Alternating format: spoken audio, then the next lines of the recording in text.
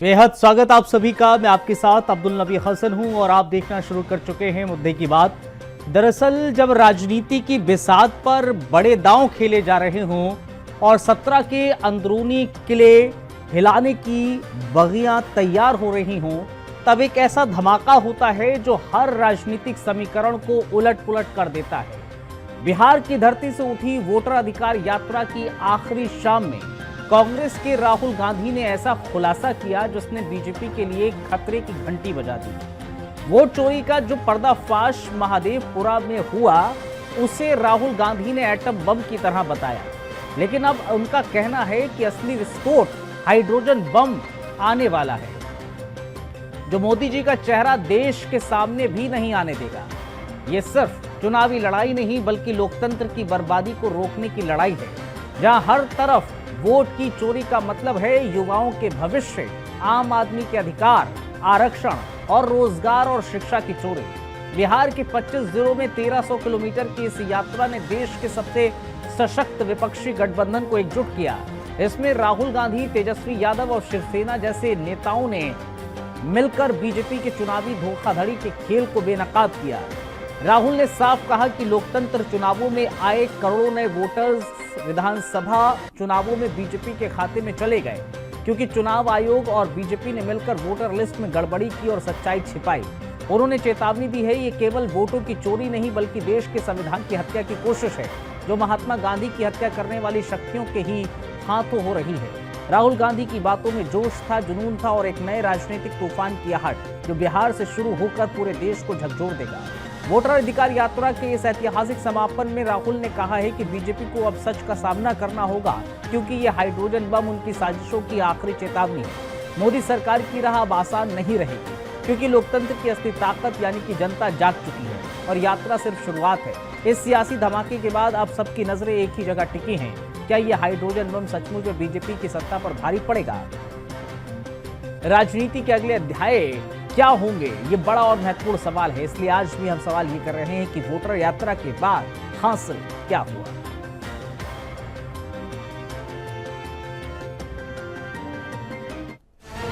भैया, atom bomb का नाम सुना आपने? सुना है एटम बम का नाम? उससे बड़ा क्या होता है? उससे बड़ा क्या होता है?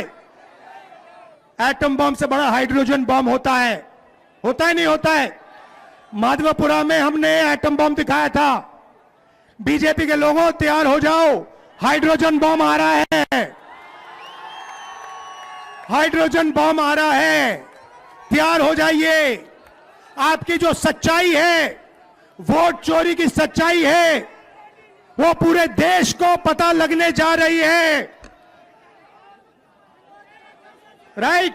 बिहार की जनता, बिहार के युवा, बिहार के महिलाओं से मैं धन्यवाद करना चाहता हूं। यह क्रांतिकारी प्रदेश है। इसने पूरे देश को मैसेज दिया कि वोट चोरी नहीं होने देंगे। और ये जो आपने बिहार में किया है, हमारी जो मदद की, ये पूरे देश में फैल गई है, कोने कोने में फैल गई है।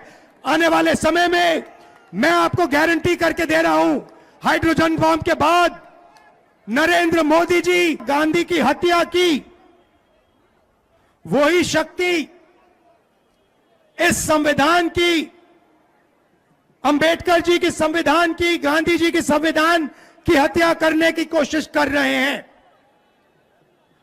हम इनको संविधान की हत्या नहीं करने देंगे। पर जाहिर है बिहार में विपक्ष की चुनावी यात्रा का समापन हो गया है। इसके अलावा बिहार में 2 हफ्ते चली है ये वोटर अधिकार यात्रा। इस यात्रा में तमाम बातों का जिक्र राहुल गांधी कांग्रेस की तरफ से किया गया, आरजेडी की तरफ से किया गया है। लेकिन बिहार चुनाव में क्या अब वोट चोरी का मुद्दा एक अहम मुद्दा बनकर सामने आ रहा है? क्या वोट चोरी के मुद्दे पर ही अब बिहार का विधानसभा चुनाव लड़ा जाएगा? ये महत्वपूर्ण सवाल दरअसल इस वक्त हर किसी के जहन में गूंज रहे हैं। और क्या एटम बम के बाद जो हाइड्रोजन बम की बात राहुल गांधी कर रहे हैं, इसका क्या तात्पर्य है? ये क्या कहना चाह रहे हैं और किस तरह हाइड्रोजन बम का जिक्र कहा किया गया है राहुल गांधी की ओर से, और उससे कैसे सत्ता में परिवर्तन आएगा और प्रधानमंत्री नरेंद्र मोदी के लिए या फिर भारतीय जनता पार्टी के लिए कैसे वो खतरनाक साबित होगा। आज हम इन पर ही चर्चा करने वाले हैं। खास मेहमान भी हमारे साथ जुड़ेंगे, तारुफ कराएंगे उनसे, लेकिन उससे पहले हम आपको बता रहे हैं राहुल गांधी के आरोप ये हैं कि महाराष्ट्र में वोट चोरी करके ही भारतीय जनता पार्टी ने हराया कांग्रेस को, एनसीपी को, इंडिया गठबंधन को। बिहार में दलित अल्पसंख्यकों के वोट चोरी किए गए हैं, ये भी राहुल गांधी ने कहा है। वोट चोरी की सच्चाई पूरे देश को पता चलेगी, राहुल गांधी ने इस बात का भी जिक्र किया है आज की तारीख में। दरअसल ये बहुत महत्वपूर्ण है, बीजेपी देश में चुनाव को चोरी कर रही है, ये कहा गया है राहुल गांधी की ओर से। बीजेपी देश में चुनाव को चोरी कर रही है। बिहार में विपक्ष की चुनावी यात्रा का समापन आज देखने को मिला है। इस चुनावी यात्रा में दरअसल जो कुछ हुआ है 2 हफ्ते के भीतर, वो हमने और आपने बाकायदा देखा है कि हाँ, जनसैलाब देखने को मिला है बिहार में। तेजस्वी यादव हो या फिर राहुल गांधी हो या तमाम वो नेता, वो झारखंड के मुख्यमंत्री हेमंत सोरेन हो, आज की तारीख में वो भी दिखे। राजस्थान के पूर्व मुख्यमंत्री हों अशोक गहलोत, वो भी नजर आए। तमाम लोग दरअसल इंडिया गठबंधन के वो इस वक्त नजर आते वो दिखे थे आज समापन में। लेकिन जो राहुल गांधी ने एटम बम की बात की है कि एटम बम अभी हमने फोड़ा है, वो जो लिस्ट जारी की गई थी उसको एटम बम का दर्जा दिया है राहुल गांधी ने, और कहा है कि अभी तो हाइड्रोजन बम फोड़ना बाकी है जिससे सत्ता के चूल्हे हिल जाएंगे। अब क्या हाइड्रोजन बम है, किस तरह की बात राहुल गांधी की तरफ से की गई है, जाहिर तौर पर उस पर भी हम चर्चा करेंगे। लेकिन कर्नाटक में 1 सीट पर 1 लाख वोट बढ़ाए गए, यह आरोप दरअसल राहुल गांधी ने लगाया है बीजेपी और चुनाव आयोग पर। महाराष्ट्र में वोट चोरी करके हमें हराया गया, इस बात का भी जिक्र राहुल गांधी की ओर से किया गया। तमाम बातों का जिक्र दरअसल राहुल गांधी की ओर से किया गया है। राहुल गांधी ने ये आरोप लगाए हैं।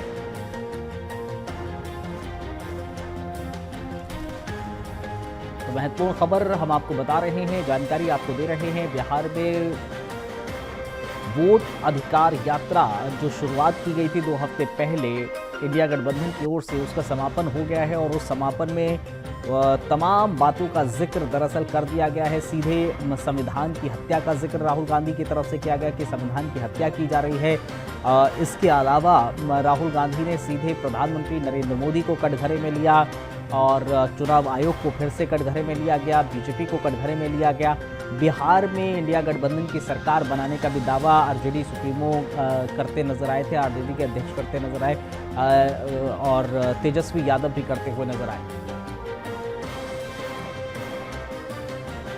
हम खास मेहमानों से तारुफ करा देते हैं। आज हमारे साथ जो इस डिबेट का हिस्सा बनेंगे श्याम सलोनी जी हैं, भारतीय जनता पार्टी का पक्ष रखने के लिए बहुत बहुत धन्यवाद, बहुत शुक्रिया आपका हमें ज्वाइन करने के लिए।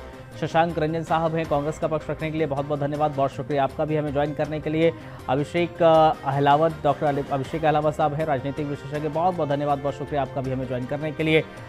शशांक भाई आपके पास आ रहा हूँ, ज़रा बताइए क्या है ये एटम बम के बाद हाइड्रोजन बम का जो जिक्र कर रहे हैं राहुल गांधी, जिससे भारतीय जनता पार्टी बचेगी नहीं, क्या है भाई हाइड्रोजन बम? जी नमस्कार, और पैनल में बैठे मेरे दोनों बड़े भाइयों को सादर नमन। आज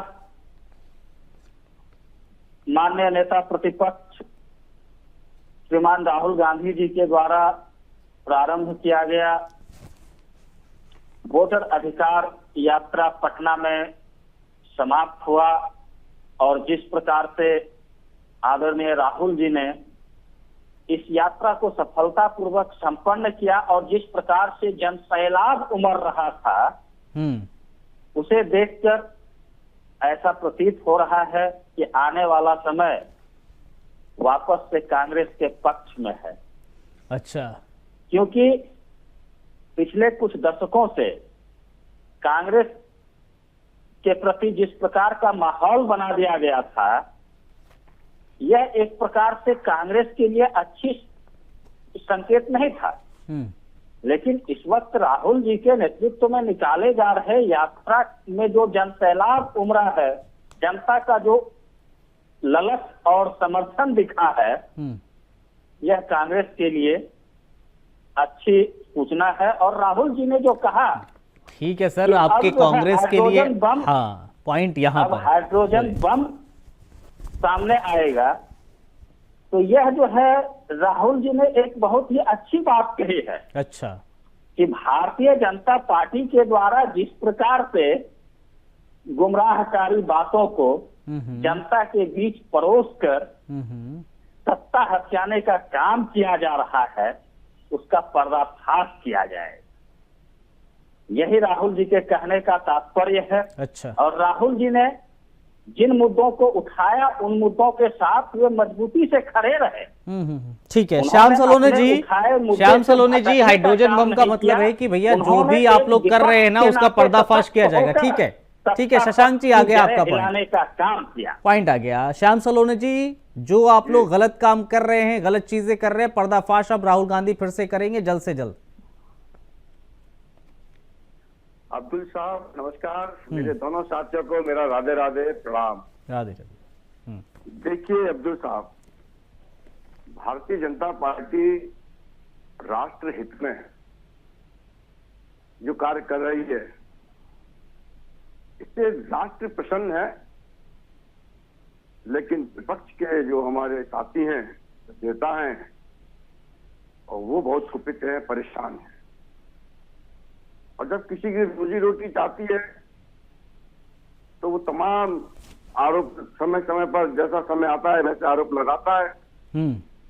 कभी चौकीदार चोर के नाम से एक मुहिम चलाई थी युवराज ने, क्योंकि वो युवराज हैं, गरीब के दर्द को उन्होंने देखा नहीं है। सीधा सीधा चांदी के चम्मच से जिसने खीर खाई हो, जिसके नवाले में चांदी का चम्मच गया हो, वो क्या जानेगा पीर पढ़ाई। मोदी जी को जिस तरह से अपमानित किया गया, जिस तरह की इस यात्रा में भद्दी से भद्दी, ओछी से ओछी जो भाषाएं बोली गई, पूरे देश ने देखी। नहीं, वो तो ये कह रहे हैं ना कि जो वोट चोरी लगातार हुई है उसका पर्दाफाश तो हम कर रहे हैं, अब और ज्यादा पर्दाफाश किया जाएगा। भारतीय जनता पार्टी के गठबंधन का, भारतीय जनता पार्टी का चुनाव आयोग के साथ जो गठबंधन बना रखा है उसका भी पर्दाफाश होगा। मैं बता रहा हूँ, वोट चोरी पर आ रहा हूँ मैं, लेकिन इनका जो उद्देश्य तो चूंकि यात्रा समाप्त हो गई आज, तो उस यात्रा का उद्देश्य क्या था वो भी तो जनता के बीच में आपके चैनल के माध्यम से जो आपके दर्शक देखते हैं उन तक जाना चाहिए ना। दर्शक भी सब समझदार होते हैं। इन्होंने मोदी जी की माताजी तक को नहीं छोड़ा। मोदी जी की माताजी मतलब 140 करोड़ भारतीयों की माँ, वो प्रधानमंत्री की माँ है, हम सबकी माँ थी। इन्होंने किसी को 140 करोड़ भारतीयों को जिस तरह से गाली दी, अपमानित किया है, बिहार की जनता इन्हें माफ नहीं करेगी। ठीक है। अब आइए वोट चोरी पर। हाँ अब्दुल साहब, आपने मांग की थी कि वोट चोरी हो रही है और आपने बहुत बड़ी लिस्ट चुनाव आयोग को दी। SIR गठित हुई, SIR में तमाम फर्जी वोट पाए गए। चुनाव आयोग ने कहा ये आयोग वोट है, ये हटाए जा रहे हैं। और जब वोट हटे, आपकी मांग को मान लिया गया, फिर आपने विरोध शुरू किया कि इनको हटाइए मत। ठीक है। अब ये कैसे कह सकते हो कि वो वोट आप ही के हैं, भाजपा के नहीं के। ठीक है, हमने विरोध नहीं किया। ठीक है, चलिए ठीक। कहते हैं कि गलत। हाँ, और 2 नंबर के वोट नहीं, मैं उधर रोहिंग्या है, वो वोट नहीं पड़ना चाहिए। ठीक है, वो तो अभी सुप्रीम कोर्ट में आज भी हियरिंग हुई ना इसकी, तो इस पूरे मसले पर आज भी हियरिंग हुई है। उस हियरिंग में क्या कहा गया वो भी मैं अभी आगे बताऊंगा। पहला मैं रिएक्शन अभिषेक जी का ले लूं जरा। अभिषेक भाई, आपको क्या लगा है इस वोटर यात्रा जो हुई है, हासिल क्या हुआ? देखिए, हासिल करने का उद्देश्य हमें समझना पड़ेगा। सबसे सर्वप्रथम मैं आपके दर्शकों को, अब्दुल भाई, आपको और अपने पैनल के साथियों को प्रणाम करना चाहूंगा। जी नमस्कार भाई। और अब मैं ये जानना चाहूंगा कि इस जो रैली थी इसका उद्देश्य है बिहार में आरजेडी और कांग्रेस की जो गठबंधन है उनकी सरकार बननी चाहिए, उनकी वोट बढ़नी चाहिए। ये कह रहे हैं कि इलेक्शन कमीशन ईसी और बीजेपी का आपस में कोई गठबंधन है। ठीक है। इस तरीके के आरोप कांग्रेस पार्टी के हमारे साथी भी लगा रहे हैं और जो उनके लीडर हैं राहुल जी, वो भी उठा रहे हैं। पर हम थोड़ा सा जाएं, राहुल गांधी जी एक ब्रांड को रिप्रेजेंट करते हैं जिसे कहते हैं नेहरू गांधी ब्रांड। कांग्रेस पार्टी के ये माना जाता है कि अगर इस ब्रांड के नीचे नहीं चला जाएगा कांग्रेस पार्टी बिखर जाएगी, खत्म हो जाएगी। ठीक है। पर जिस तरीके से लगातार कांग्रेस पार्टी, सोनिया गांधी जी आई थी और उसके बाद उन्होंने अपना जादू चलाया, देश में इस ब्रांड को रिकॉग्नाइज किया गया और यूपीए की गवर्नमेंट बनी, 10 साल तक गवर्नमेंट चली। उसमें सबसे बड़ा श्रेय सोनिया गांधी जी को ही जाना चाहिए, इसमें कोई दो राय नहीं। पर अब सवाल ये आता है कि जो इन्होंने पिछला बम डाला था माननीय राहुल गांधी जी ने, जो आज की तारीख में इसके ब्रांड एम्बेसडर हैं, ना सिर्फ कांग्रेस के, राहुल गांधी जी जो हैं वो नेहरू गांधी डायनेस्टी के भी एक तरीके से ब्रांड एम्बेसडर हैं। उन्होंने पहले भी एक न्यूक्लियर बम फोड़ा था, जो डाटा उन्होंने पेश किया वो काउंटर किया गया और काउंटर करके उसको कूड़े में फेंक दिया गया। उनसे कहा गया एफिडेविट डालिए, यहां तक कि अखिलेश यादव जी ने हिम्मत दिखाई, उन्होंने जहां जहां दिक्कत की उन्होंने वो एफिडेविट डाली, ठीक है, और जो त्रुटियां थी वो सही भी हुई। अब सवाल यहाँ आता है संविधान की हत्या होती कैसे। देखिए, अगर संविधान की हत्या कॉन्स्टिट्यूशनल अमेंडमेंट है तो वो तो नेहरू जी ने ही शुरू कर दिए थे, और सबसे पहला जो हत्या हुई थी कॉन्स्टिट्यूशन की वो तो ये जो स्पीच है इस पे हुई थी। अब सवाल आता है जो प्रक्रिया चला रहा है इसी एफआईआर की, इसको काउंटर करना कितना आसान है। किसी भी स्टेट गवर्नमेंट को इसको काउंटर करने के लिए कोई मुश्किल काम नहीं है। चलिए, मैं मानता हूं कि बिहार में इनकी गवर्नमेंट नहीं है, मैं ये जानना चाहता हूं जहां इनकी सरकार है वहां ये इलेक्शन कमीशन को काउंटर करने के लिए क्या कर रहे हैं। ठीक आपके पास स्टेट मशीनरी है, ठीक है, आप हर सिटीजन को उसकी सिटीजनशिप को चेक करने के लिए स्टेट वाइज क्या कर रहे हैं आप लोग, क्या कर रहे हैं? जहां आपकी सरकार है वहां पर आपने क्या किया है चुनाव आयोग को लेकर, वहां पर कैसे सर्टिफाई कर रहे हैं, कैसे आप क्लियरिटी ले रहे हैं वहां पर? शशांक भाई, मैं आपसे ये जानना चाहूंगा कि इस वोटर यात्रा को लेकर क्या हासिल आप लोगों को हुआ? अभिषेक भाई ने कहा कि हासिल क्या हुआ उसको अलग अलग परिप्रेक्ष्य से देखा जाएगा, हर एक चश्मे से देखा जाएगा। आप अपनी तरफ से बताइए जरा क्या हासिल हुआ, फिर मैं उस पर आऊंगा सवाल पर जो आज सुप्रीम कोर्ट में हियरिंग हुई, चुनाव आयोग ने क्या कहा उसको लेकर। जरा मुझे बताइए वोटर अधिकार यात्रा से क्या हासिल हुआ आपको और किस मकसद से इसको किया गया? यह वोटर अधिकार यात्रा से कांग्रेस पार्टी को परंपरागत वोटर वापस से हासिल हुए। अच्छा, यह उमड़ता जनसैलाब इस बात का प्रमाण है कि कांग्रेस पार्टी के परंपरागत वोटर जो कि बीच में किसी कारणों से, शशांक भाई आप जनसैलाब की बात कर रहे हैं, लेकिन राहुल गांधी जब उन्होंने बोला उन्होंने जनसैलाब का तो जिक्र नहीं करा, उन्होंने तो एसआईआर का जिक्र करा, उन्होंने वोट चोरी का जिक्र करा। तो ये वोटर अधिकार यात्रा वोट चोरी को लेकर ही तो हुई है, नहीं हुई है, या जनसैलाब को लेकर हुई है?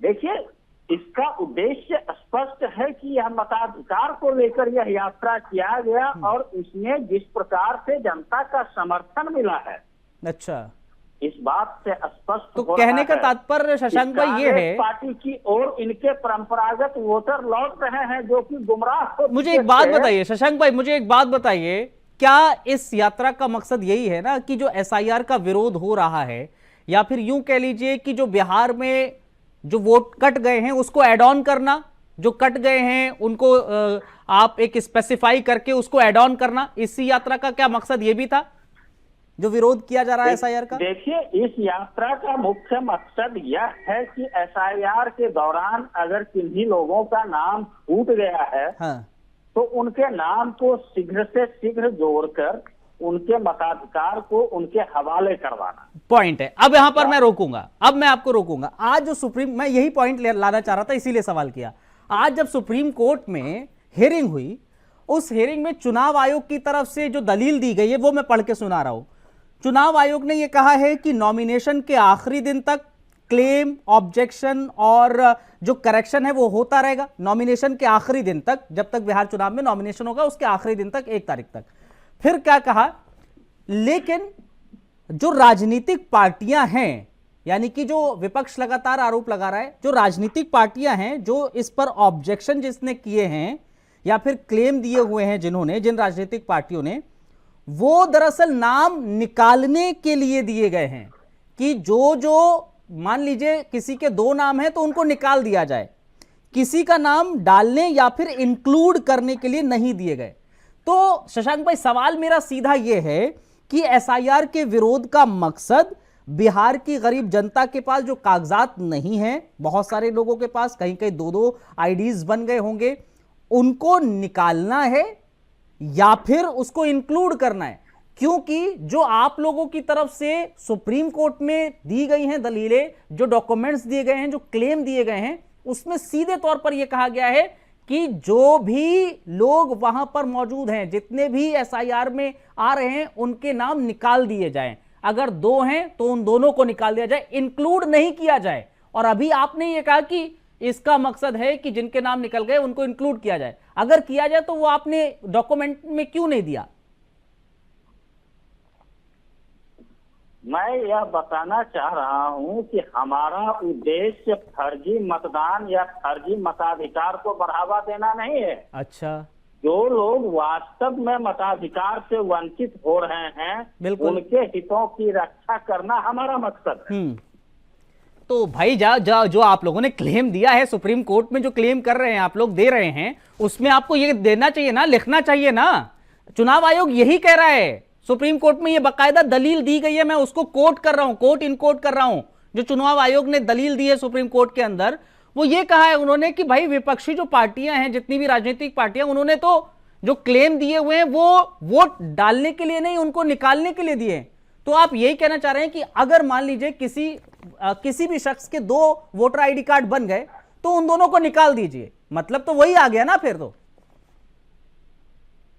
मैंने अभी अभी स्पष्ट रूप से कहा है कि जिन लोगों का नाम अनैतिक रूप से कट गया, जो बाहर रह रहे हैं, जो किन्हीं कारणों से एसआईआर फॉर्म नहीं भर पाए या जिन तक एसआईआर फॉर्म नहीं पहुंच पाया है, उन लोगों के हितों की रक्षा करना विपक्ष का जो है मुख्य उद्देश्य है। अरे सर, मेरी बात आप समझ रहे मैं क्या कह रहा हूँ? सर मेरी बात समझ रहे शशांक भाई, मैं क्या कह रहा हूँ? मैं ये कह रहा हूं, आप जबान से कह रहे हैं, राहुल गांधी जबान से कह रहे हैं, तेजस्वी यादव जबान से कह रहे हैं कि हम समझाना चाहते हैं, हम जोड़ना चाहते हैं, हम फर्जी मतदाताओं को हटाना चाहते हैं, जो सही मतदाता है उनको लाना चाहते हैं, लेकिन आप डॉक्यूमेंटेशन तो करेंगे ना कुछ। आप अगर सुप्रीम कोर्ट में एक दलील दे रहे हैं, जाकर वहां डॉक्यूमेंट्स पेश कर रहे हैं, जाके वहां तो आप कहेंगे ना। सुप्रीम कोर्ट में तो केस चल रहा है ना, अभी नहीं चल रहा है शशांक भाई। जबान की वैल्यू होती है, डॉक्यूमेंट्स की वैल्यू होती है, रिटर्न में वैल्यू होती है। इसमें तारीख दर तारीख पढ़ते हैं और तारीख दर तारीख, अरे सर क्या बात है, प्रस्तुतिकरण होता है। आप पॉइंट समझ रहे मैं क्या कह रहा हूं? मुझे शशांक भाई एक बात बता दीजिए, पॉइंट समझ रहे मैं क्या कहना चाह रहा हूं?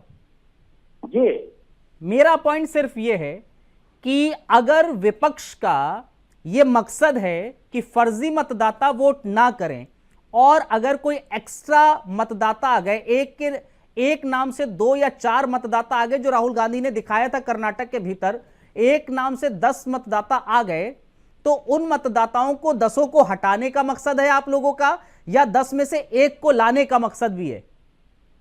मुझे ये बताइए। हमारा मकसद है कि अगर एक आदमी का नाम एक से अधिक जगह है तो एक जगह छोड़कर बाकी जगहों से हटाया जाए। Exactly. और अगर किसी का नाम कहीं नहीं है तो उसका नाम कहीं एक जगह जोड़ा जाए। लेकिन आपने ये सुप्रीम कोर्ट में नहीं कहा है। सुप्रीम कोर्ट में जो आपने क्लेम किया उसमें तो आपने सिर्फ हटाने का नाम लिया है ना। पॉइंट ये वही चुनाव आयोग ने आज जब दलील दी है, चुनाव आयोग ने सुप्रीम कोर्ट में यही दलील दी है कि जो राजनीतिक पार्टी ने उन्होंने हटाने का नाम दिया है, उन्होंने ये कहा ही नहीं कि जोड़ा जाए।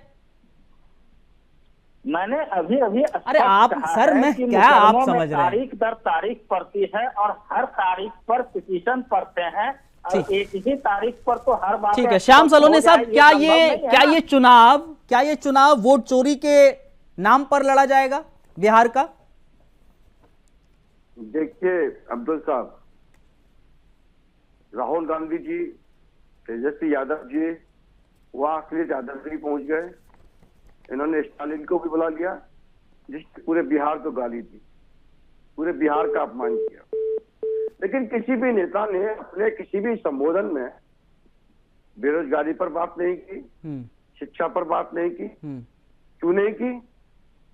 क्योंकि बेरोजगारी का दर वहां है नहीं, शिक्षा वहां ठीक चल रही है। अच्छा, युवा प्रसन्न है, गुंडागर्दी है नहीं। जो दहशतगर्दी थी वो दहशतगर्दी नीतीश बाबू ने बिल्कुल कंट्रोल की हुई है। अच्छा, अब उस पर बोलने का उनको कोई वोट मुद्दा चोरी नहीं पर मिल लड़ा रहा जा है। रहा है इस समय के चुनाव, इस ये- बार बिहार का वो चुनाव। एक नया लेकर के आए हैं। जैसे ये बरसात के दिन है ना, हाँ, तो बरसात में गली गली में आपने देखा होगा मेढक निकल आते हैं। बरसात पानी भरता है, मेढक के बच्चे निकल आते हैं। तो वोट चोरी पर ही चुनाव इस बार का बेसिकली लड़ा जा रहा है, विपक्ष की तरफ से मुद्दा बनाया गया है वोट चोरी का। नहीं, विपक्ष के पास मुद्दा है ही नहीं। आप ही देखिए, आज यात्रा समाप्त हो गई इनकी। ठीक है, अब 1 महीने बाद आप देखिए कि आपस लेकिन में श्याम खींचतान सलोनी क्या साहब, होगी। आज जब कोर्ट में इसकी भी दलीलें पेश हुई ना, आज जब हियरिंग हुई, तो अदालत ने एक टिप्पणी दरअसल चुनाव आयोग पर भी करी है। ये कहा है कि जो ट्रस्ट डेफिसिट है वो दरअसल नजर आता है, यानी कि अविश्वास की स्थिति, अविश्वास की भावना नजर आ रही है। और अगर अविश्वास की भावना नजर आ रही है तो कुछ तो होगा ना सर, ये जब अदालत खुद कह रही है तो। देखिए, अदालत जो बोल रही है, हाँ, अदालत का सभी सम्मान करते हैं। हम्म, अब हमने तो चुनाव आयोग को कभी कहा नहीं कि हमारी संस्था है क्या। ये तो विपक्ष के लोग हमारी संस्था बता रहे हैं जबरदस्ती। नहीं, देश की संस्था है, जो लेकिन भी- सरकार से सवाल तो बनता है ना सर इस पर। नहीं नहीं, सरकार से सवाल बनता है, सरकार सवाल का जवाब देती है। हाँ, और जब सरकार अगर सवाल अगर का अदालत जवाब देती ट्रस्ट है- डेफिसिट कह रही है, अविश्वास की भावना कह रही है, तो कहीं ना कहीं कुछ तो होगा ना सर, चिंगारी होगी कहीं, तभी तो आग लगती है। नहीं, देखिए, ये सुप्रीम कोर्ट ने कहा है, हाँ। हम इस पर कुछ नहीं बोलेंगे। हाँ, उनको लगा, उनको कुछ दिखा होगा, उन्होंने बोला होगा, ये चुनाव आयोग जवाब देगा। तो आपको नहीं उन्होंने लगता है चुनाव आयोग को कि बोला। कहीं कहीं अविश्वास की भावना आपको नहीं लगती? नहीं, हम सुप्रीम कोर्ट पर कोई टिप्पणी नहीं करेंगे। उन्होंने कहा है, बस ठीक है, लेकिन हमें मतलब लगता आप नहीं कह रहे ठीक है, सुप्रीम आपको कोर्ट- लगता है ना, वही अगर सुप्रीम कोर्ट ने कहा तो ठीक होगा। अभिषेक भाई, अब मुझे बताइए, दो दलीलें मैंने आज सुप्रीम कोर्ट में जो मेन हुई हैं वो मैंने अभी बताई। क्या नजर आया कांग्रेस के बयान पर और सत्ता पक्ष के बयान पर, क्या नजर आया आपको? देखिए, कांग्रेस के बयान से हमें ये पता चलता है कि कांग्रेस पार्टी जो है वो ये मान चुकी है कि हम चुनाव हार गए हैं। अच्छा, क्योंकि उन्होंने ऐड करने की तो कोई बात नहीं की। जो कह रहे थे वोट चोरी, अगर वोट चोरी का मतलब क्या होता है कि वोट में से उनके वोटर्स के नाम कट गए। उन्होंने खुद कटवाने की ही बात करी है कि भाई कुछ लोग फर्जी हैं और ये हम भी मानते हैं। और जो बीजेपी, जो इलेक्शन कमीशन के भी जवाब है, मैं उससे भी सहमत नहीं हूँ। मैं इसलिए सहमत नहीं हूँ, ये इलेक्शन कमीशन खुद भी कह चुका है कि इस देश के अंदर इलेक्शन कमीशन ही नहीं, UNHRC, ह्यूमन रिसोर्स की जो यूनाइटेड नेशंस की जो ह्यूमन HRC है, वो भी कह चुकी है कि भारत के अंदर बहुत ज्यादा इमिग्रेंट्स हैं जो कि इलीगल हैं। और इस बात को समय समय पे हर पार्टी के नेता ने उठाया भी है। और ये भी कहा गया है कि ये लोग डेमोग्राफिक चेंजेस कर रहे हैं। माननीय मोदी जी ने खुद कहा है लाल किले की प्राचीर से। ठीक है, मेरा सवाल यह है, इसको सही करने के लिए मेरे दोनों साथी सबसे बड़ी पार्टियों के प्रवक्ता अपने अपने राज्य में, मैं नहीं कह रहा प्रदेश भर में, देश भर में, मैं बस ये जानना चाहता हूं, जहां जहां आपकी प्रदेशों में संख्या है, जहां जहां आपकी सरकार है, जहां जहां की जनता ने आपको मौका दिया है, आप इस डेमोक्रेसी को सबटाज होने से कैसे बचाएंगे? अब्दुल भाई, मैं बड़ा ही महत्वपूर्ण एक ये बात उठाना चाहूंगा कि डेमोक्रेसी की सबसे मजबूत कड़ी सरकार नहीं होती, अधिकारी नहीं होते। डेमोक्रेसी की सबसे मजबूत कड़ी होती है वोटर।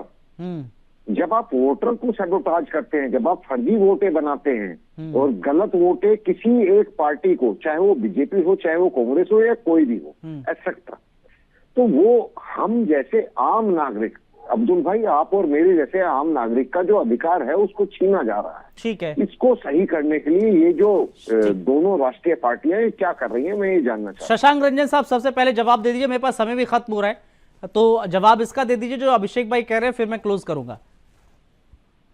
कांग्रेस, इंडिया गठबंधन क्या कर रहा है इस चीज को बेहतर करने के लिए? जो फर्जी वोट हैं उनको खत्म करने के लिए क्या स्टेप फॉरवर्ड किया जा रहा है? क्योंकि आप उन प्रदेशों में जा रहे हैं जहां आपकी सरकार नहीं है, जहां आपकी सरकार है वहां पर भी तो आपको देखना पड़ेगा ना, जांच पड़ताल करनी पड़ेगी ना, वहां पर भी तो सवाल उठाने पड़ेंगे ना आपको। देखिए, ये SIR की शुरुआत बिहार से अगर हुई है तो पहला आवाज तो बिहार में ही उठेगा ना। आगे आगे जहां जहां SIR होगा, आवाजें वहां वहां उठती रहेगी। अच्छा, जनता के हक और अधिकार की लड़ाई रहेगी। आप कर्नाटक में हैं, बड़े भाई, आप कर्नाटक में हैं, जहाँ जहाँ आप हैं, आपसे गुजारिश है वहां पे सही कर दीजिए सिटीजन रजिस्टरशिप। इसको नेशनल सिटीजनशिप मत कहिए, कर्नाटका सिटीजनशिप कह दीजिए। आप एक तरीके से दीजिए ना अपने लोगों को कि हाँ ये हमारे यहाँ के वोटर हैं, ये हमारे यहाँ के नागरिक हैं। हर सरकार दे सकती है, हर स्टेट गवर्नमेंट को ये अधिकार है, वो जांच कर सकती है और दे सकती है। शशांक भाई जल्दी जवाब दीजिए। जी, मैं स्पष्ट रूप से कहता हूं कि मैं इन बातों पर किसी प्रकार की आपत्ति नहीं करता हूं। राज्य सरकारों को पहल करनी चाहिए, चाहे सरकार कांग्रेस की हो या भारतीय जनता पार्टी की हो या किसी तीसरे मोर्चे की हो।